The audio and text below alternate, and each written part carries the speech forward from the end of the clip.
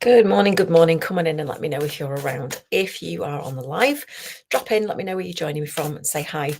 And if you're on the replay, drop me a little hashtag replay. Let me know that you caught this and what you think of the cards and the tapping. And if you're not sure what I'm talking about, then you might well be new here and you're really welcome if you are.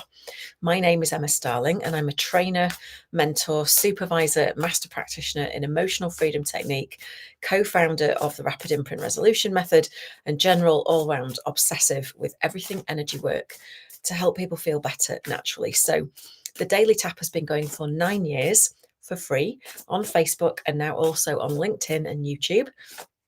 And it's my way of getting the message about tapping out into the world. Now, I will say this, as it's done here, I do clinical EFT and certify people in it, but the Daily Tap is more of an affirmational style because it's easier for you to access. And so the caveat here is please don't use this to solve deep challenges for yourself. And if trauma does come up and rear its head, good morning, whoever's joined, then please do work with an appropriate practitioner to resolve. If that's me, great, reach out if you need some help. If that's not me, great, just take care of yourself. So how we do things here is we pull a card from an oracle affirmation or a tarot deck. Now, if you're not into cards, don't worry about it. Just think of it that this is the way that we're figuring out what to work on today or what to tap on. I'm using the Celtic Spirit Oracle because I like my cards to match my outfit in some way, shape, or form. But it is a lovely deck with really inspiring messages. And all we're going to do is just pull a card and see what the message says. But I want you to tune in to how you feel in your body when I'm relaying the message, because there'll either be a pulling towards energy of, yeah, that resonates, or excitement or something like that, or it sparks interest in some way, or there might be a kind of moving away from energy, which kind of tells you that there's a part of you that this doesn't resonate with. Maybe you're even resistant to it. Maybe you don't believe it's possible for you. And all of that gives you information about where you can go next, right? So what do we need to know today? Greatest and highest good. Ooh, something has just come through loud and clear. What do we need to know today for our greatest and highest good, please? Thank you. All right. Okay, fantastic. So the pentagram is number 27, and it's about protection, balance, and unity. Okay. So in a minute, I'm going to read you what it says in the guidebook, and I want you to just pay attention to what's going on in your body. So as you're listening to the message, what comes up for you? Let's have a look. Number 27. Okay, so it says the pentagram is a beautiful symbol which illustrates the harmony between the five elements. Within the pagan community, the elements are air, earth, fire, water, and spirit. The pentagram is also used in Chinese medicine to represent their five element theory, which comprises fire, earth, metal, water, and wood. The pentagram is also often associated with symbols of protection.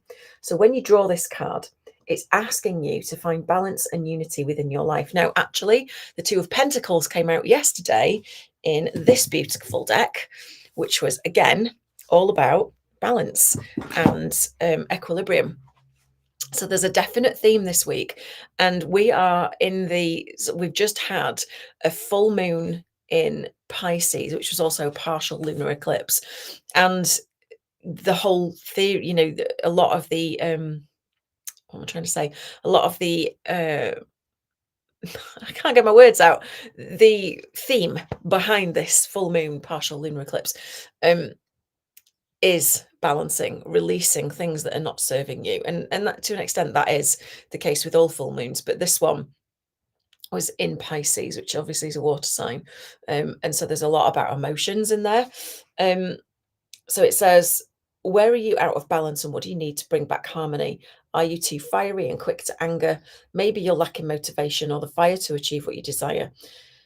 Or are your emotions flowing like the water element they are? See, it's no coincidence, water and water.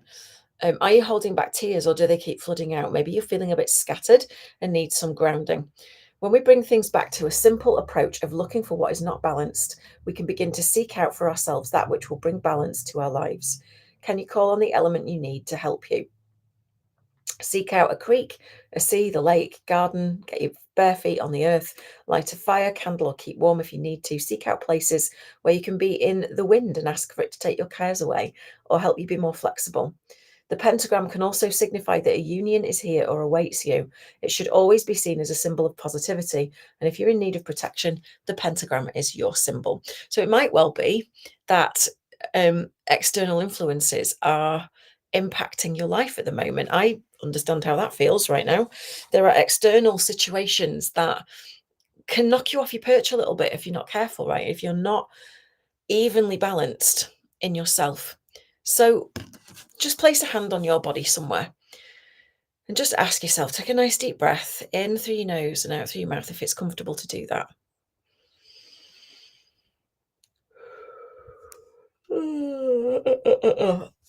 Yawning straight away. And just ask yourself, what's out of balance for me and what do I need to bring that back as far as possible? And just listen to the answer.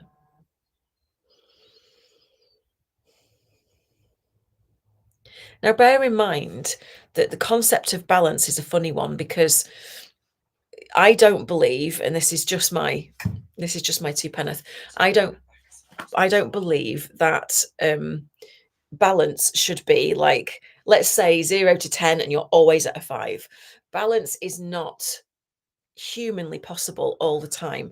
So the first thing I want to say is if you're feeling out of balance, it might just be that the waves of undulation of highs and lows are really big.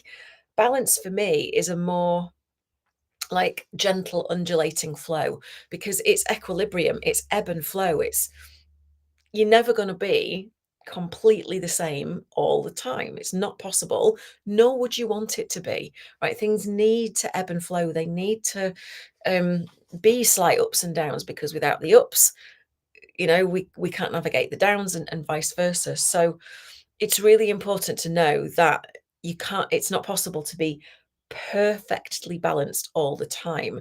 However, if you're having much more lows than you are highs, if your highs are only tiny but your lows are really deep, that's not an even balance, right?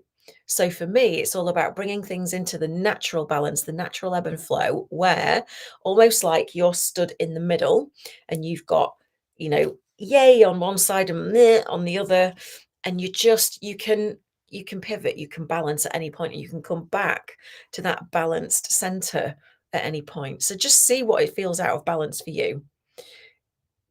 What do you need to bring it back into balance? What do you feel you really need? We're just going to do some tapping now because there may be some self-talk around this. If when you think about being out of balance, and whether it's you, whether it's something in your life, and if you finish this sentence for me, this means I'm what? There's your judgment. There's your self-talk. That's the really insidious bit because the fact of the matter is maybe we are out of balance and that's okay, but this outer casing of self-judgment is really toxic, and I'm not judging you for having it. We all have it. We're conditioned to want or need to be perfect a lot of the time. When we're out of balance, you might be saying something to yourself like, this means I'm pathetic. This means I'm, I don't know, incapable, It's not true. It's categorically not true. But we say it because of our conditioning and what we feel we should be to, I don't know, get appreciation, validation from external sources, right? So we're going to deal with a little bit of all of that today, just real basic tapping. So take 2 fingers and full responsibility for your own well-being, as we talked about in the beginning, and just tap on the start of the eyebrow point there with me. Wherever, and just repeat after me, okay? Wherever there's a part of me outside of the eye on the corner that may feel out of balance right now, under the eye, I choose to sit with my feelings around this. Under the nose, and wherever I'm telling myself a story, in the crease of the chin, about what this lack of balance means about me.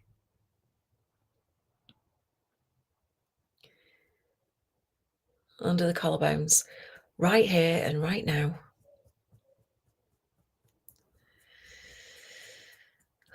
Under the arm. I recognize the fact that balance is impossible, because it is. Top of the head. And I'd like to find the ebb and flow. Does that feel better? Like a real gentle undulation, right? Eyebrow. And wherever there's an expectation outside of the eye that I should be perfect, under the eye, perfectly balanced all the time. Under the nose, never going to an extreme. Chin. I choose to remember collarbones, that I'm in charge of how I think and feel.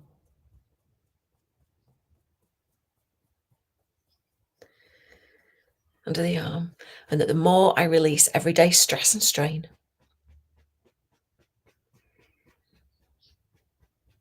top of the head, the easier the natural ebb and flow will happen.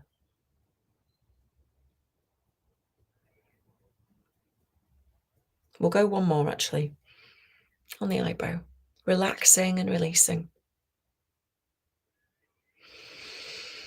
Side of the eye, relaxing and letting go of all this tension. Under the eye, relaxing and releasing. Under the nose, relaxing and letting go of the weight of expectation.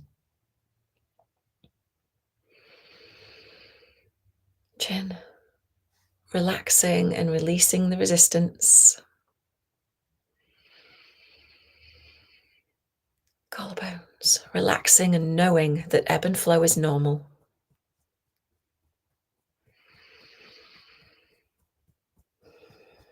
Under the arm, relaxing and knowing that I am protected always.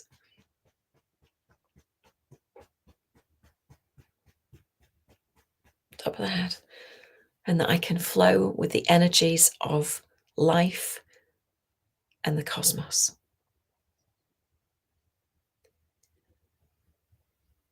All right, come to a stop, take a nice deep breath. So you might be able to check yourself out now. If you can see with me, my eyes have gone kind of glassy and I look a little bit sleepy actually. You know, when you do tapping in the morning, the great thing is that you're releasing any stress and tension or emotional charge about what's in front of you. Maybe you've got a to-do list, maybe you've got a long day stretching out, right? And you think about that and you go, oh God, it just feels so hard. Or like, oh my God, I'm never going to get it all done, right? Whatever you say to yourself in a morning, the best thing you can do is to tap and reduce that overwhelm, that stress, that tension. Because when you do that, your prefrontal cortex will re-engage like so, and you will be able to think more clearly, right? You'll be able to come at your tasks from a regulated place. Your brain waves will be less frenetic, they will be calmer, more, you will feel more focused, more present, more grounded, and everything you do from that place will be more considered. You'll be able to access your intuition, your creativity, right? So it's really important that you try and get into a routine of this in a morning. And in fairness, this is why the daily tap was created, to help you get into a little routine of tapping every day. Now, as I've said at the start of this wasn't therapeutic EFT in the sense of how I would do it one-to-one to deal with the challenges that you're facing or the goals that you have. But we're still tapping on the same acupressure points. I still mold it in a way with the language that it's very attuned, and you will still get some kind of a response. So ask your body now how it feels. Is the tension feeling a little bit less? You've had 3 rounds of tapping there. It's likely that you will feel considerably less tense and stressed than you did at the start. I'd love to know in the comments if you're happy to share.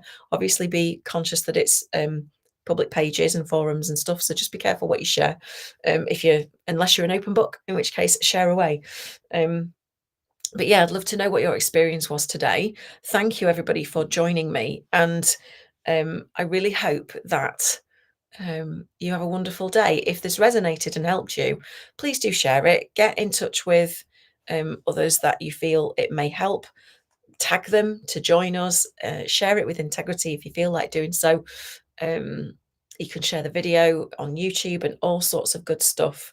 And if you are interested in training in EFT in a therapeutic manner, in a sort of more clinical way that enables you to work with whatever someone brings to the table, even if it's trauma or it's trauma symptoms raising their head, then my next trauma sensitive somatic EFT practitioner certification starts on the 2nd of October with 6 weeks of trauma training at the front end so that you can feel confident knowing what's coming up with your client and where to take it, right? So put EFT in the comments if you would like details about training with me. It's a 4-month course, and then you do case studies and a final one-to-one with me, and you can become a fully insured, accredited, certified, trauma sensitive somatic EFT practitioner and have an amazing, amazing career with it. So I'll leave it with you. I will see you again tomorrow on